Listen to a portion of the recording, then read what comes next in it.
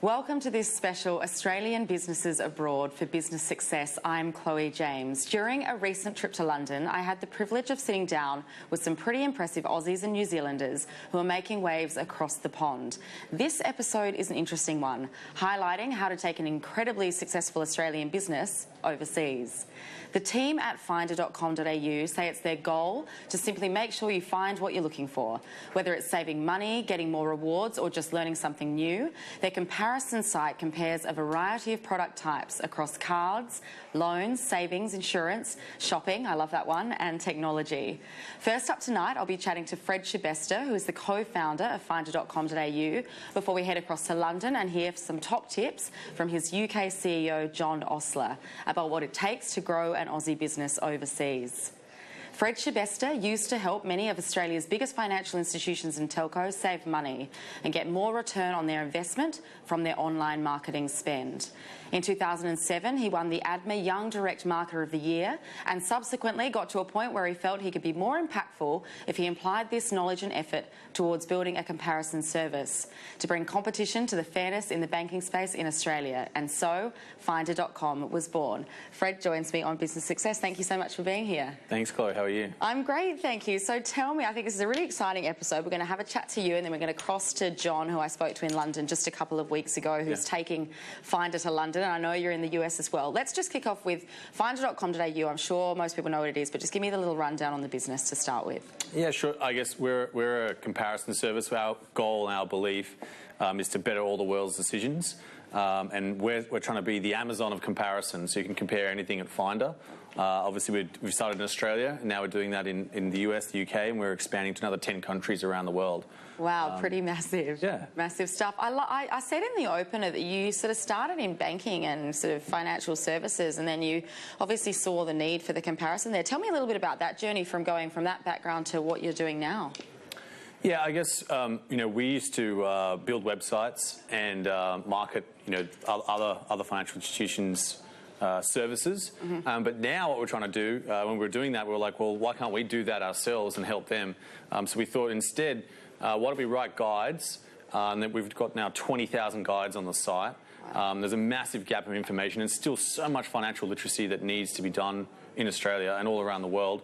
We thought we could help a lot of people actually make a great decision. So there's a lot of information, that's actually not on the internet as well. And we do a lot of work in getting that and putting it on the internet. So there's a lot of very unique information that people can make decisions around. Yeah, I love the piece on financial literacy. I think that's a really important space in Australia and globally as well. Is that really important to you? Massive, yeah. I was a struggling entrepreneur.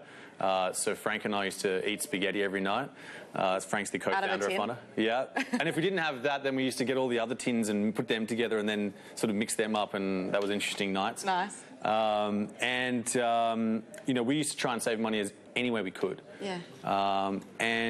We just wrote about our experiences, and I started writing about, student credit cards in the beginning, and then talking a lot more about credit cards and things like that.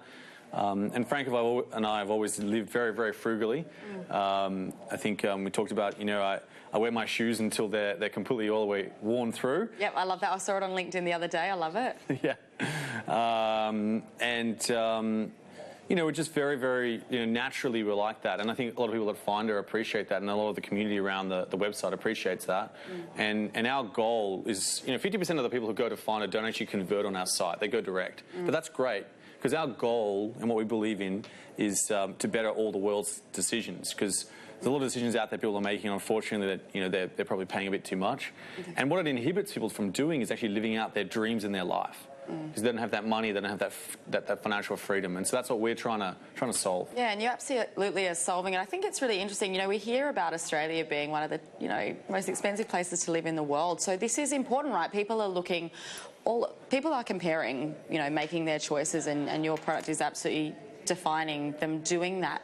When you were starting out, what were some of the biggest sort of toughest challenges when you were building the site and the platform? And I guess it was just the two of you, and then I want to talk about how I'm sure that team is massive now. Yeah.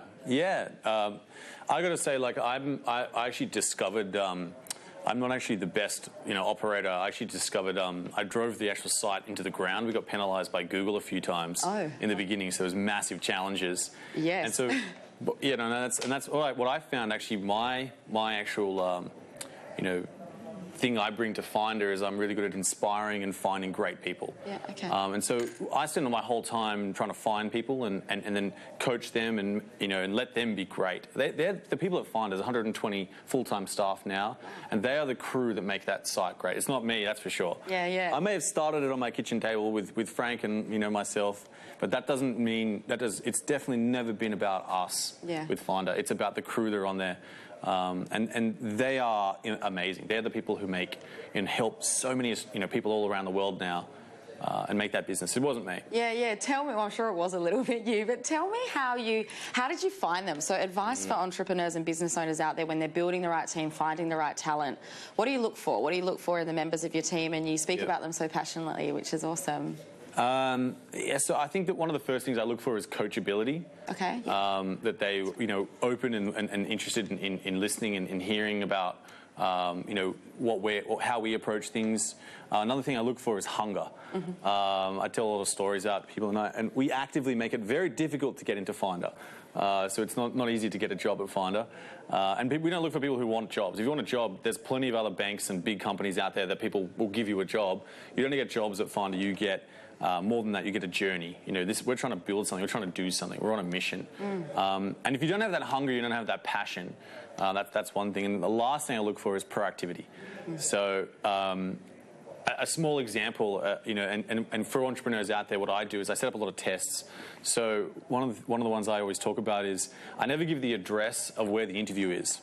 Okay. So if you're having an interview with me, you'll never know. And they ask me where the address is. If you can't Google that, where the Finder office is, where all those people already are, then clearly you're not that proactive. Yeah, right. You're probably not going to get a job at Finder. No, that's good. That's good. I hear my CEO says a lot of similar things about sort of ways that he hire, and we talk a lot about culture of like hiring for culture. Yes. Would you believe in that as well? Obviously, you're looking for the right kind of person. Culture's super important. Massively. I protect the Finder culture ruthlessly. In fact, we sort of made a real recent change back to we sort of were losing our way a little bit in the Finder culture, and we sort of really brought that back and brought back that we have the third value of Finder is called Go Live, and it's actually one of our competitive advantages is that we have a bias to putting things live on the internet, and succinctly what it means is pretty much.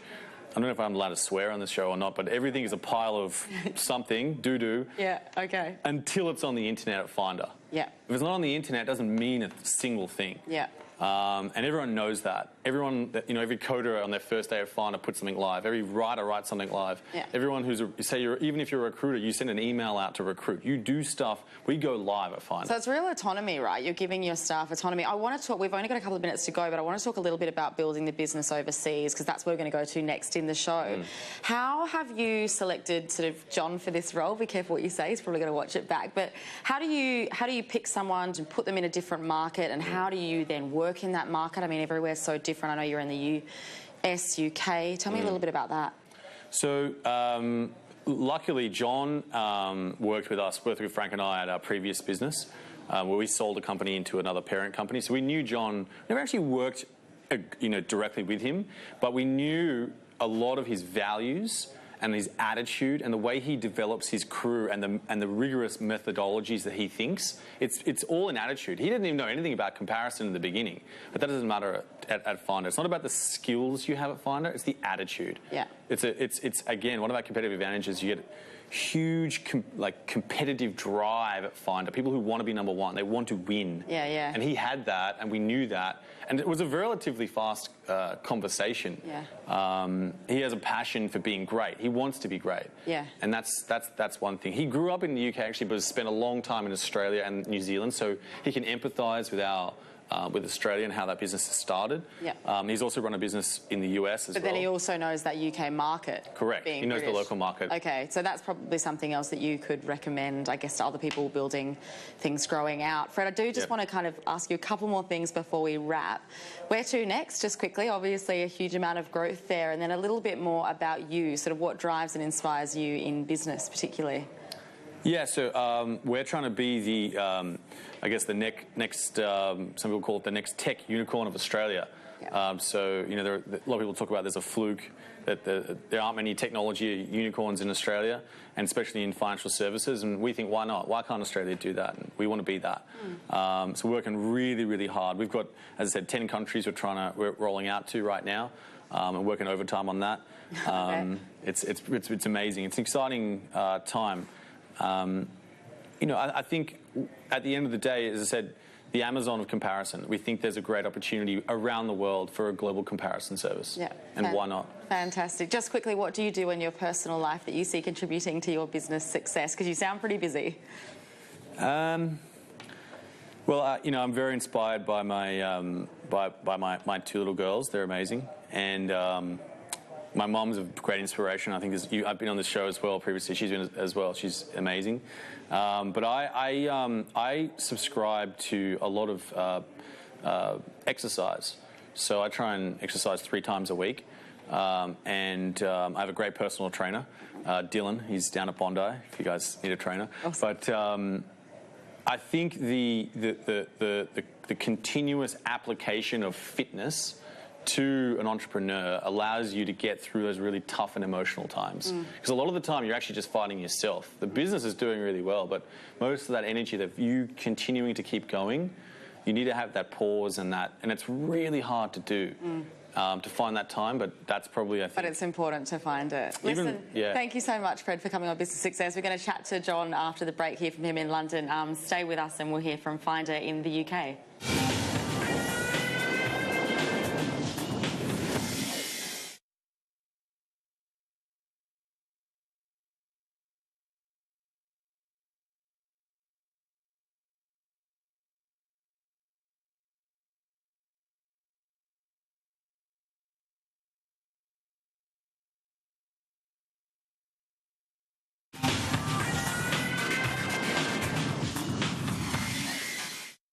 Welcome back to Business Success. I'm Chloe James. John Osler is the man in charge of bringing Australia's #1 comparison site to the UK.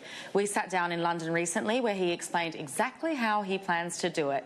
Here it is. Tell me a little bit about who you are, what you do, and Finder. What's the business all about?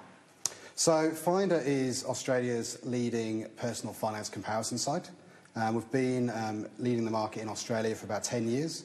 And in 2015, we expanded into the US, and this year we've decided to expand into the UK as our next market.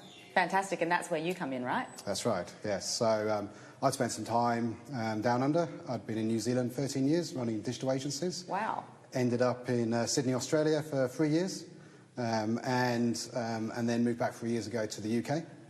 And you know, at the end of last year, the founders, Fred and Frank, of the business, tapped me on the shoulder and asked me how I'd feel about launching Finder.com in the UK market. Fantastic. Did they deliberately want sort of a Brit, obviously, to kick things off over here? And also tell me a little bit about challenges with bringing an Australian business to the UK.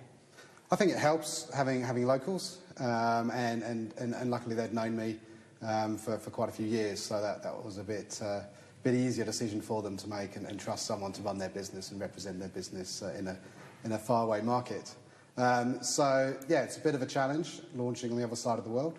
And so that's something we've been working through as far as communication. So a lot of video conferencing, a lot of Slack as far as communication tools to keep in touch with the core business. We have about 100 staff in Sydney, and so there's a lot of IP there that we need to tap into. And so, yeah, luckily modern technology makes it much easier than it used to be. Well, Slack is a really interesting one, and a lot of the entrepreneurs I speak to on the show use that as a tool. How else do you do your sort of communications? Are you awake at all hours? and how do you kind of operate as a leader and leading the team here, and obviously bringing expertise from back in Australia? Yeah, it's a bit of a challenge. We've also got offices in Santa Monica and New York, and trying to get everyone on a video call means someone's up in the middle of the night. So we you need staff that are flexible, and we were happy. We're pretty committed and pretty flexible to do evening calls or early morning calls.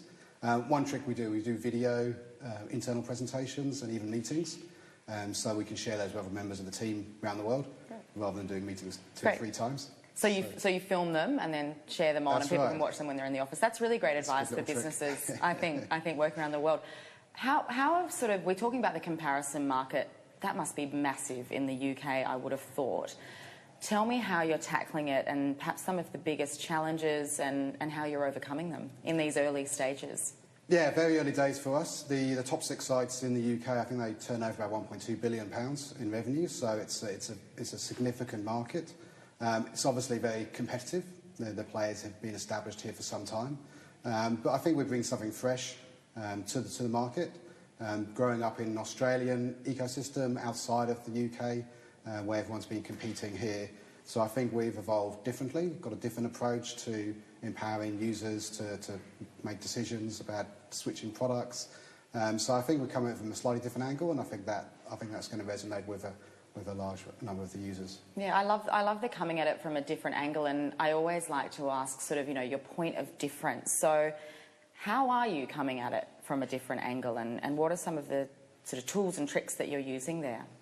I guess we take it more holistically than just straight out price comparison, which is sort of the traditional table of prices and you pick the cheapest, which is not actually how most of us shop. We very rarely go out and buy the cheapest product. We go out and we evaluate the quality of the product, the service, the reputation, the features.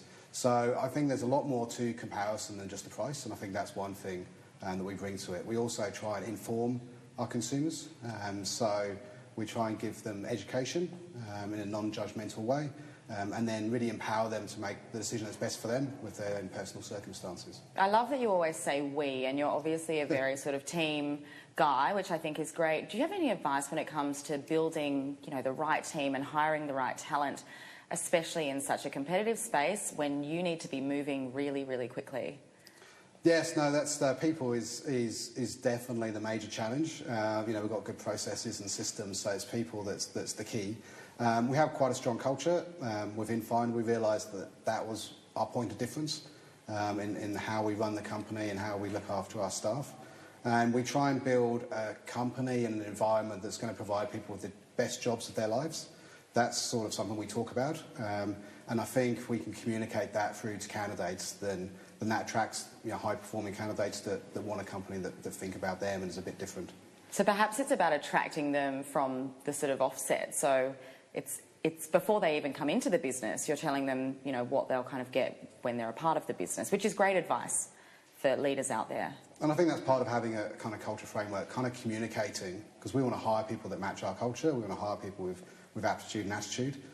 So we have a bit of a framework. You mentioned teamwork and being we. So one crew is one of our mottos. So no matter what your job title is, we'll all band together as one crew and sort of sort out whatever needs to be sorted out. A one crew hashtag? One crew hashtag, that's it. Yeah, we've got quite a few of those.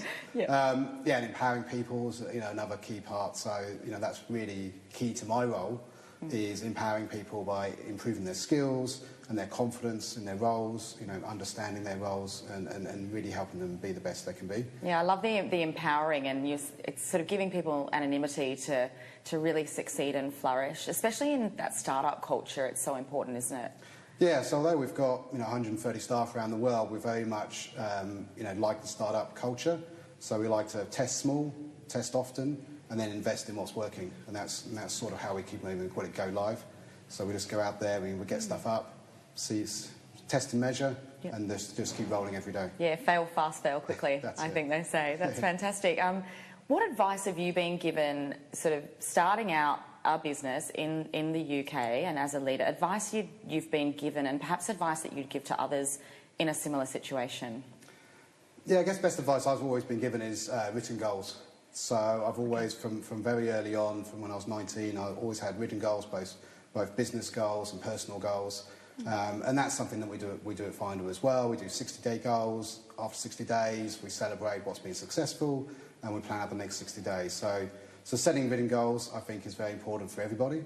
Personal advice, I guess, apart from the test often, and be flexible, and not assume that what works in one market will work in another market. Obviously, Australia, the US, the UK, completely different markets. So do your research, do your planning.